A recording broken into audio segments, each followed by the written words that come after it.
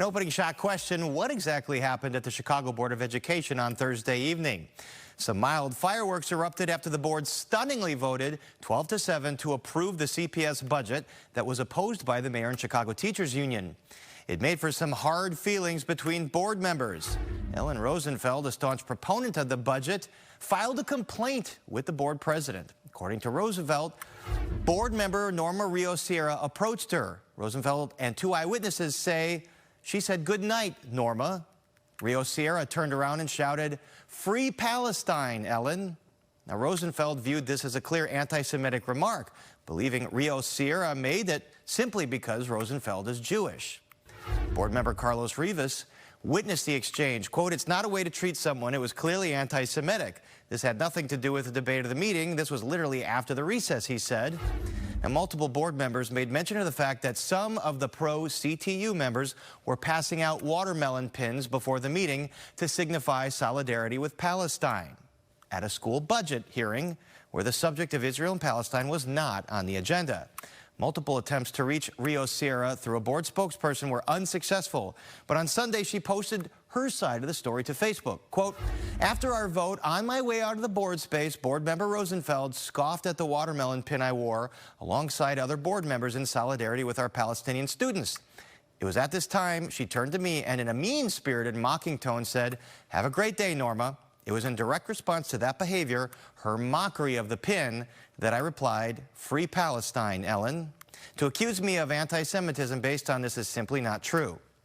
So if this exchange was not anti-Semitism, it certainly seems like an intentional provocation. Remember, the board members were there to vote on a budget, not debate the war. So why was it appropriate to inject the politics of that war into the proceedings?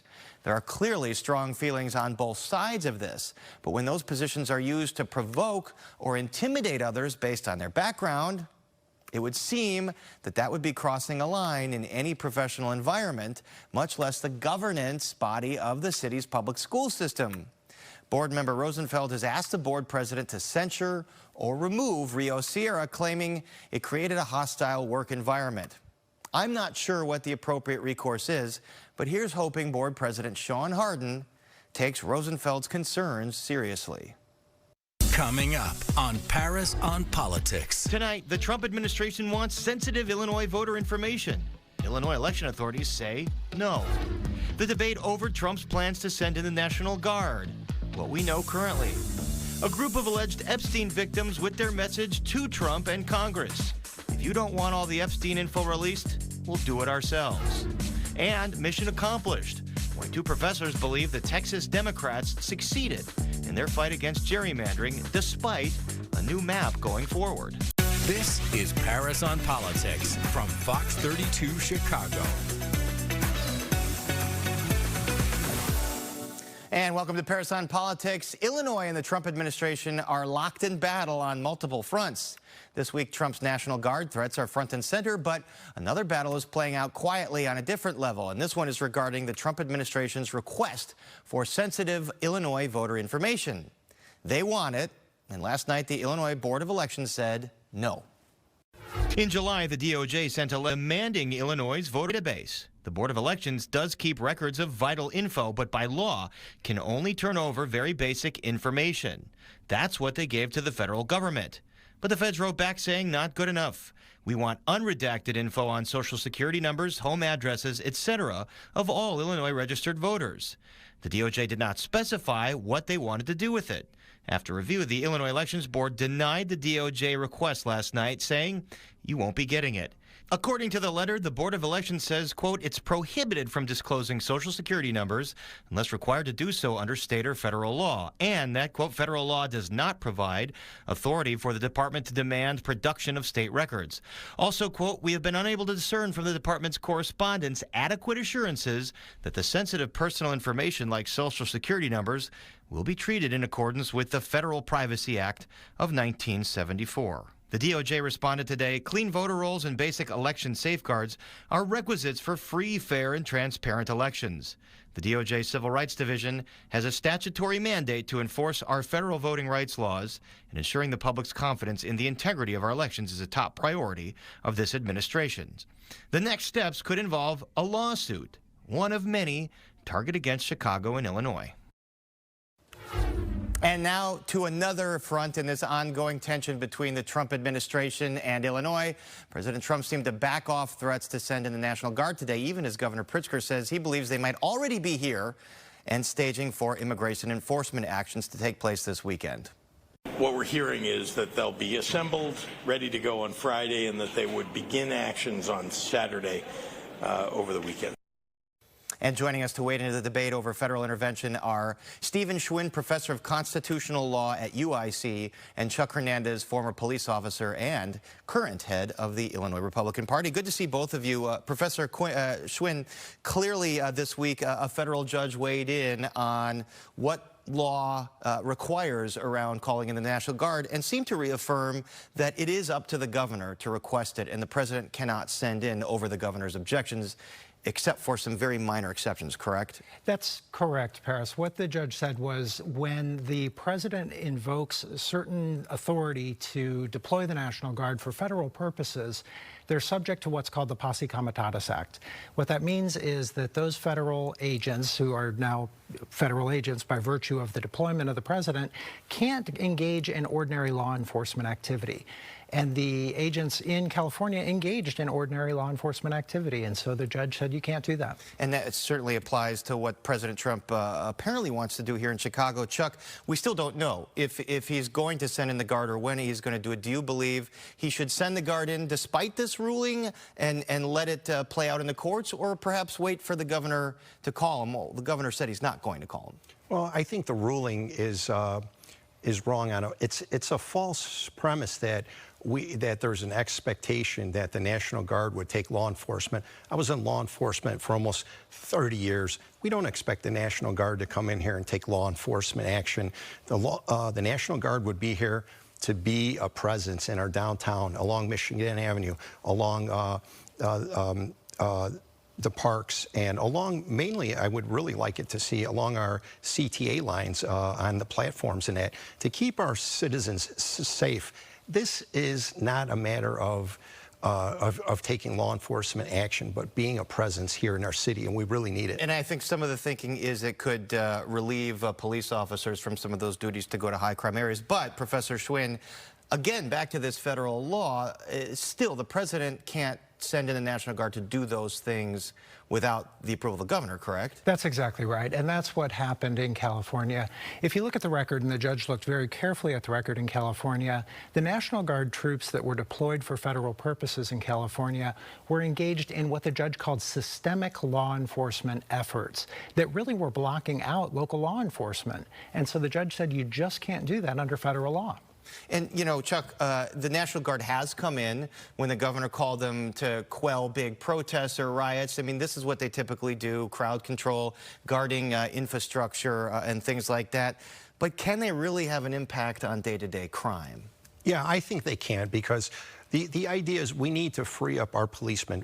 It's no secret. We have a shortage of manpower with the Chicago Police Department right now. And we need...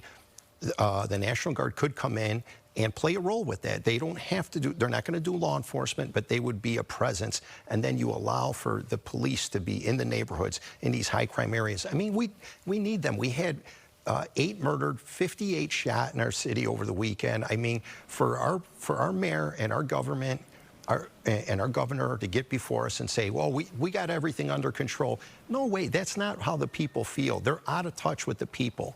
All right, Professor Schwinn, we still don't know if this stepped-up enforcement this week that the governor's talked about only involves immigration agents.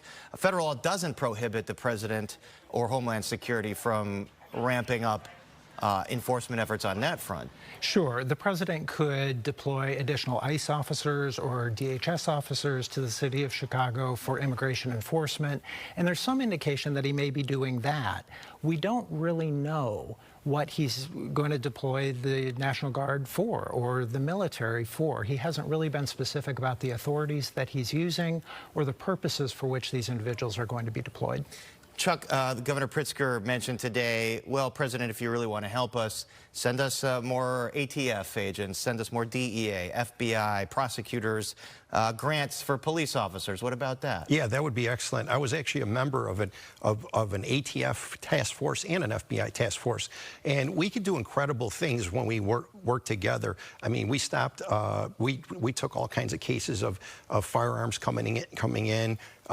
We stopped a gang that was purchasing firearms in La Crosse, Wisconsin, and bring them over here to the into Chicago and took those guys to court. I testified in federal court. I mean, these are the kind of cases that we can work together and actually make a difference. So we need to stop the partisan fight and really see where we can work together to make Chicago safer. And Professor Schwinn, I want to go back to this law about calling the National Guard because it does give the president the authority in an emergency, like you said, the Insurrection Act. So what's to stop the president from saying, well, there's an insurrection because of the immigration and the fact that our federal agents are being blocked? Yeah, that's a great question, Paris. So the president could invoke what's called the Insurrection Act.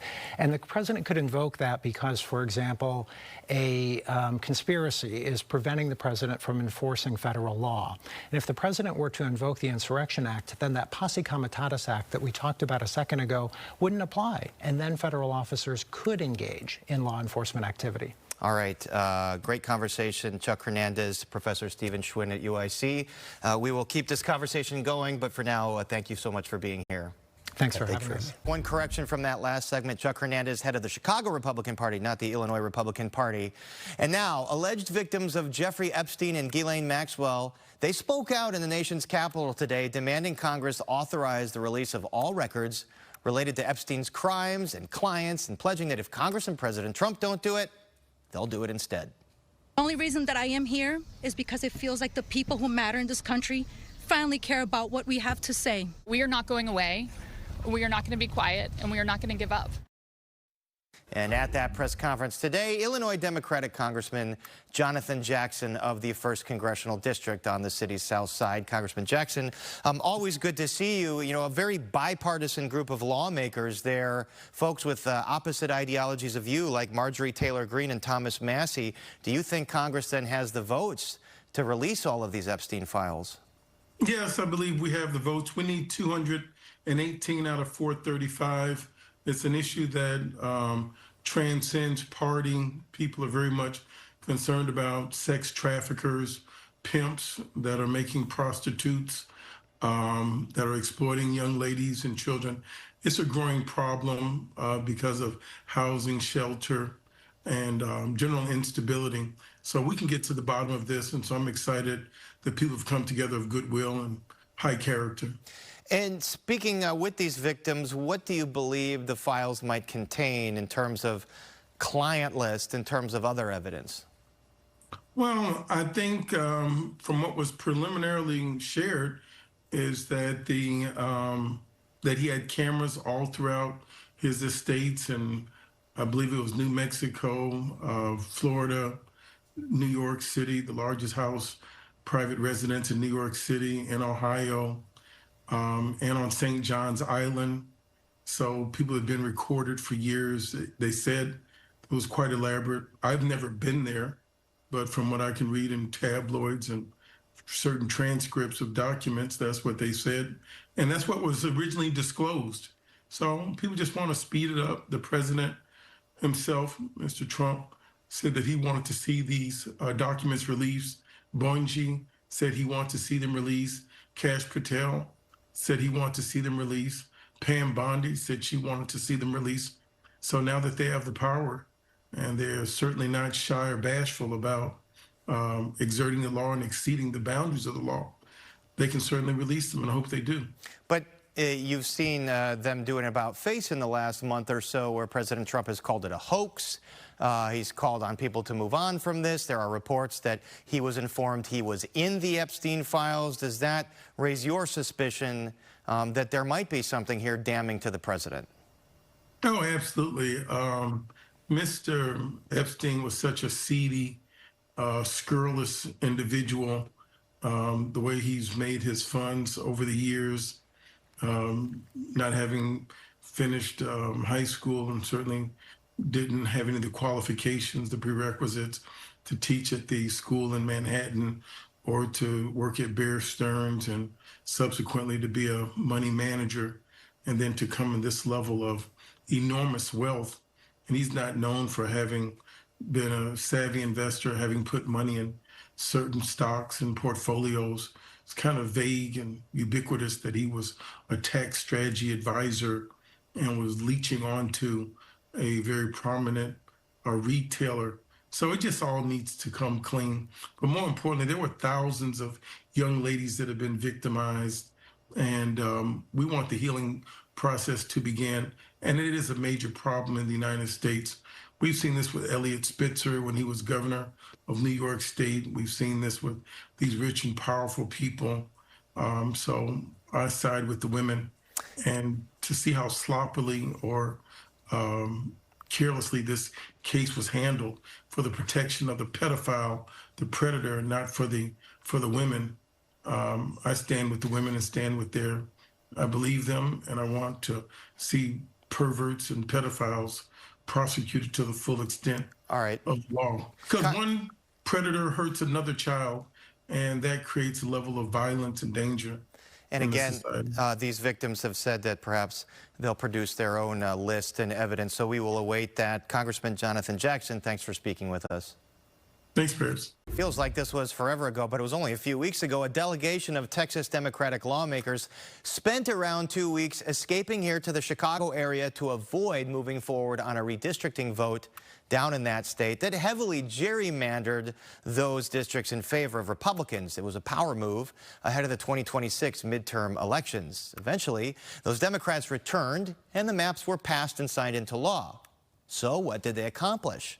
Our next guests say quite a lot, actually, and they wrote about it in a New York Times op-ed titled, "Why the Texas Democrat Walkout Worked." And joining us are the authors of that article, Michael Brownstein, and Chair of Philosophy at John Jay College, and Alex Madva, Professor of Philosophy at Cal Poly Pomona. Well, welcome, both of you. Thanks for joining us. I'll start with you, Michael. Well, both of you argue that the Texas Democrats did accomplish their mission despite that remap going through. Explain that for us. Yeah, thanks for having us on. They knew when they left the state that they were very likely to lose the redistricting fight in Texas itself. The point was to bring attention to what Republicans were doing by trying to, rather than win by persuading voters, win by picking voters. And they garnered a lot of national attention that wasn't there before, and they inspired others to join the fight, which I think was really the goal. It wasn't long after that Newsom in California and Hochul in New York spoke up about efforts to fight back, and that's the sense in which they won. And Alex, you talk about in your op-ed that big movements throughout history, and I'm not equating this with civil rights, but movements like the civil rights movement, they had to fail many times before finally succeeding. So I guess explain the parallels there. Yeah, that's exactly right. So in our forthcoming book, Somebody Should Do Something, we talk about social change, and we talk about a whole variety of different kinds of social change. And in many cases, there are groups that know that they're going to lose in the short term. And in some cases, they might lose very badly. For example, civil rights protesters knowing that they're going to be beaten, but knowing that they're going to lose loudly. And so if it's being broadcast on national television, then those short-term losses might lead to long-term gains. So we think there's lots of evidence, if you look at history, where people take a longer view, and again, shorter-term losses might lead to longer-term gains. And it might be short-term pain, as we've seen now this sort of domino effect of states wanting to gerrymander. California you mentioned, but then other Republican-led states. Michael Brownstein, when I'd covered gerrymandering or redistricting in the past, I could almost feel the viewer's eyes glaze over. Do you think that this maybe informed the general populace on the importance of this issue? I hope so, yeah. I think that it's a difficult topic to get people excited about, except when you frame it the right way, it becomes clear that what this really is about is your vote counting. And that's at the heart of democracy. And that's what the fight is all about. So even though the immediate short-term consequence here is a kind of arms race in gerrymandering between the states. The long-term goal is clearly got to be federal restrictions against partisan gerrymandering. And because the Republican Party has made it clear they have no interest in doing that, Democrats have to win power in order to pursue democracy reforms like federal law against gerrymandering. And map-making, gerrymandering, again, it's been an issue for decades. Alex Madva, do you see that as the long-term future here? I mean, both parties will pay lip service to the fact that gerrymandering is bad for the country. It leads to more partisanship. It leads to less representation for voters. Politicians picking their voters instead of the other way around. So do you think that that is a realistic long-term play here, where maybe one day there could be a federal law passed that's upheld by the Supreme Court? Right. That's definitely a big question, what can pass muster with the Supreme Court. But we certainly don't have to tell your audience in Chicago or Illinois about the problems with gerrymandering. But we're operating in a context where if we want to get to a place where we are in a situation where the voters are picking the representatives rather than the representatives picking the voters, we need to put on blast. We need to signal boost all of the efforts that are being made to gerrymander. And so the hope is that by calling it out in these egregious cases, such as breaking the norm or the laws of only gerrymandering in the middle, or only gerrymandering after a census and instead gerrymandering in the middle of a cycle, that if we call more attention to that, then we can get it onto voters' maps as something that's important, as something that's a priority, as trying to preserve democracy. And Alex, Michael Brownstein, we hear Missouri is considering remap, Indiana's considering remap. Would you anticipate that Democrats in those states should do the same thing that Texas Democrats did to keep this on the public's radar? Unfortunately, yes. I mean, our research into the history of social movements and people fighting for democracy, even in the most repressive places in the world, shows that when people take risks to make clear what they believe in, others join the fight. And that's a good thing.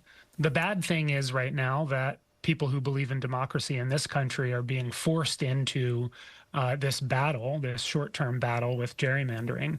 But the long-term goal has to be to continue to grow a critical mass of people in the country who are willing to stand up for the basic rule of law and the basic tenets of democracy. So I certainly hope so, even though it's a fight that none of us wanted. And obviously, you mentioned Chicago. Gerrymandering has been an issue in map making here in Illinois and in Chicago for many, many years. And there are groups trying to change that to make it a more independent process. Michael Brownstein, Alex Madva, best of luck on the book. We'll have to talk to you then. And thanks for joining us. Thank you so much for having us on. All right, you got it. And that is our show for this Wednesday night. Now you can listen to the show anywhere you stream podcasts. New episodes drop Tuesday, Thursday, and Friday. We are back tomorrow and next Monday. As always, keep up with all the news you need to know at fox32chicago.com and the Fox Local app. Have a great night.